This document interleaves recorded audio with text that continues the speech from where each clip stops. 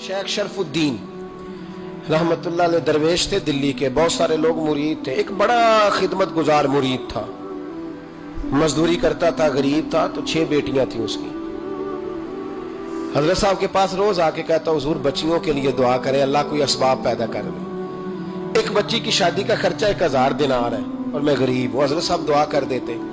खानका शरीफ के थोड़े ही फासले पर हजरत जहां बैठ के मुरीदों की तरबियत करते थे, उससे थोड़ा ही फासले पर ना एक ईसाई रहता था, बड़ा मालदार था, बड़ी सारे ऊंट, गायें, भेड़, बकरियां रखी हुई थी और हजरत शरफुद्दीन रहमतुल्लाह अलैह की बड़ी मुखालफत करता था। और ये जो आपका गरीब मुरीद था, ये उसका पड़ोसी था। एक दिन बुला के ना उनको कहने लगा कि तू किधर जाके जो है वो टकरे मार रहा है, वहां तुझे कुछ नहीं मिलने वाला। वो तुझे क्या देंगे जिनकी खानका खुद चंदे पे चलती है, मदरसा चंदे पे चलता है, मस्जिद चंदे पे चलती है। तेरी बेटी का मामला कहां हल होगा? तो उस दरवेश ने कहा कि तू मेरे पीर को नहीं जानता, तू मुझे मेरा महबूब नहीं डिठा, कोई पता नहीं ना, तू इस रास्ते का मुसाफिर नहीं, तू नहीं जानता। उनका बस चले ना तो वो हर कीमत में मेरी बेटियों की शादी करा दे। अब वो ईसाई था, कहने लगा अच्छा चलो ठीक है, अगर इतनी बात है ना तो जाओ उनसे जाके कह दो कि 6 साल के लिए मेरे साथ मुआहदा कर ले, वो मेरे जानवरों को चारा डाल दिया करे, 6 साल ड्यूटी करे, मैं 6000 दिनार दे देता हूं। वो मेरे साथ 6 साल मेरे जानवरों को चारा डाले, रखते हैं ना अब चारा डालने के लिए एडवांस पैसे दे के। अब तो लोग उन्हें भी गुलाम ही बना लेते हैं, बड़ी थोड़ी तनख्वाह देते हैं, जुल्म करते हैं, पूरा मुआवजा नहीं देते। हजरत शेख शरफुद्दीन के बारे में वो कहने लगा, जा अपने पीर से जाके कह के मेरे जानवरों को 6 साल चारा डाले, मैं 6000 दे देता हूं, तू जो कहता है हर कीमत पे जाने को तैयार है। उसने जब ये बात की तो मुरीद ने नाराज हो गया, वो लड़ाई हो गई, गिरबान पकड़ लिया, झगड़ा हुआ, बात बड़ी दूर गई। इस तरह की बात करता मेरे हजरत के बारे में, तेरे जैसे कई मैं वहां काम पे रखा दूं।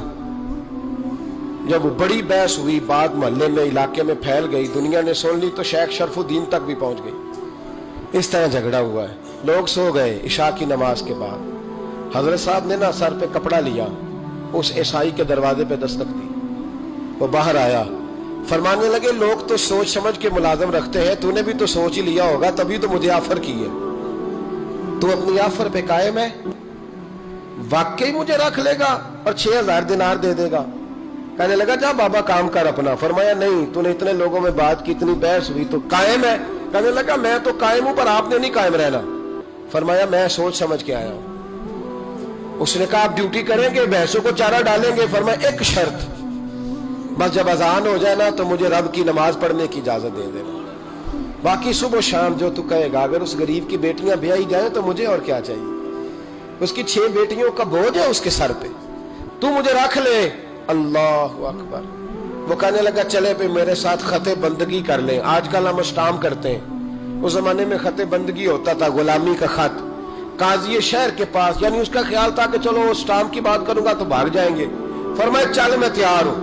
काजी तक गए, तय हो गया, 6000 दिनार दे दिए। हजरत ने मुरीद को बुलाया, फरमाया पुत्र ये ले जा मेरी बेटियों को रवाना कर दे। कहने लगा हुजूर ये क्या कर रहे हो आप, कुछ सोचे?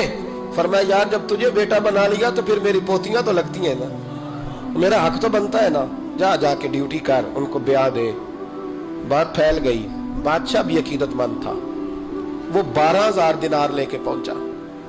क्या बताऊं इन रब के बंदों का दिल कैसा होता है, क्या दर्द होता है, क्या रंग। 12000 दिनार लेके बादशाह आया और आके हजरत को पेश किए, का हुजूर आप दें इस ईसाई को डबल दें और जाए काम करें। आप फरमाने लगे तू पैसे दे, शर्तें ना लगा, मेरा जहां दिल करेगा मैं खर्च करूंगा, मुझे तो मजा ही अब आने लगा है, अभी तो लुत्फ आ रहा है, अभी तो जायका आया है कुछ करने का, पैसे देने या तो दे, पाबंदी ना लगा, जहां मेरा दिल करेगा मैं। उसने कहा हुजूर ठीक है रख ले।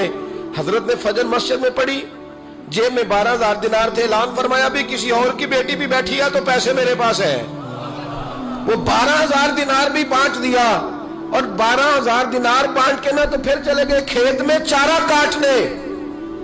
उस ईसाई को किसी ने बतलाया कि उनके पास तो 12000 आया है, पर तुझसे जान नहीं छुड़ाई उन्होंने।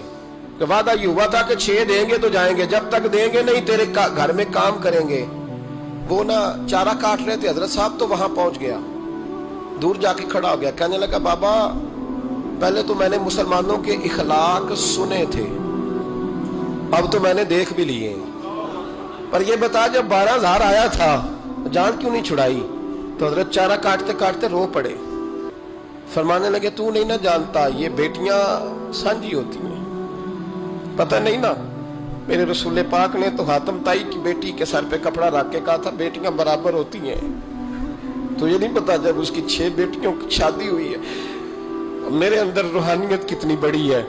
فرمایا پھر 12,000 آیا ہے تو 2-4 بچیاں پھر گئی ہیں، تو یہ نہیں پتا میں اندر سے راضی کتنا ہوں، میں تیری نوکری کرتا رہوں گا، پتہ نہیں اللہ کتنی بیٹیوں کو بیاہ دے گا۔